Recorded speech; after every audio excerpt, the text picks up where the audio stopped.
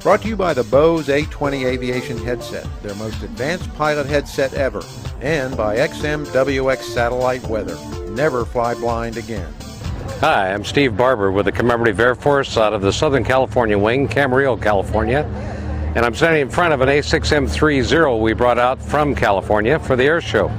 Out of more than 10,000 Zeros built, this is one of 3 that are flying in the world today. Some searchers found this on an island called Balbo out in Indonesia, and it was still up on the 55-gallon oil drums as it was being worked on, and this one, along with 2 other wrecks, were found and taken apart and shipped back to the United States for ultimate rebuild, and that happened in the early 90s, and this particular aircraft was just completed in time to fly in the remake of the movie Pearl Harbor. The Dash 3 was a later version of the early model, which had extended wings, which allowed an extra 11 gallons on each side for longer range. You'll also notice the folding wingtips on it, and the reason they folded up just the tips is once they got the airplane done, they found out that it wouldn't fit on the aircraft carrier's elevator up and down, so they had to fold the tips because of the longer wings. The construction, it's very lightweight. They had very limited protection for the pilot. Matter of fact, the only armor plate on the airplane was behind the pilot. There were no self-sealing tanks, and if you've seen the World War II footage, every time they got hit they would flame, and that's the reason. The tanks were strictly aluminum, no liners in them, and they would catch fire.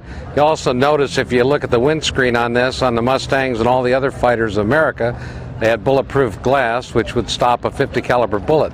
This has about 3/8 inch plexiglass. It wouldn't stop a BB. As a comparison, this airplane weighs about what an SNJ does with twice the horsepower. This has 1,250 horsepower, and it weighs about 4,850 pounds empty. So it goes very well. It's got a wide track gear, wants to track straight down the runway, and the handling characteristics in the air are very good. Stall characteristics are straightforward, and I think it's a joy to fly. This particular aircraft has 2 30 caliber machine guns mounted in the cockpit. The cocking levers are right in front of the pilot on his left and his right. And the shells, the expended shells, when he fires, go out little ports on each side of the cockpit. So you can only imagine how noisy, smoky, and just corruption goes on when those guns fired. They also have a 20 millimeter cannon mounted in each wing. And there's a selector switch on the throttle. If you click it forward, you'd have all guns firing. If you click the switch back, you'd have only the machine guns. And they were fired through the propeller with a synchronizer on the magneto. It's great to fly at an air show, and we do a dogfight routine with it with the Hellcat, and really displays the flying and handling characteristics of the airplane. That's when it's most fun, down low, and showing the turning capabilities in the aileron rolls. We did a film shoot with Steve Hinton.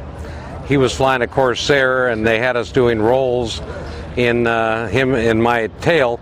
And Steve said, "Hey, you got to slow down the roll. I can't even catch you." So I was doing about a third stick deflection, and he was doing full stick deflection to roll at the same rate. So that shows you the capability of the airplane at slower speeds. Above 220 knots, it is not a lot of fun to fly. A lot of control pressure, especially on the ailerons, but also on the elevator. It just gets very, very heavy over 250 knots. With the Southern California wing, we have an F6F Hellcat, F8F Bearcat, Mark 14 Spitfire, a Yak 3. So we have a lot of airplanes to compare this to. And for flying wise, I would say this is probably the closest to the Hellcat as far as performance, except the Hellcat, much higher top speed on it, and it'll climb faster at altitude than this airplane will. However, if the Japanese could get our American pilots below 175 knots, nothing would touch this airplane. It'll outturn anything that I've ever flown against it, except for a Bearcat. Bearcat's about the only thing you could win in a dogfight with this at slow speed. Brought to you by the Bose A20 Aviation headset, their most advanced pilot headset ever, and by XMWX Satellite Weather. Never fly blind again.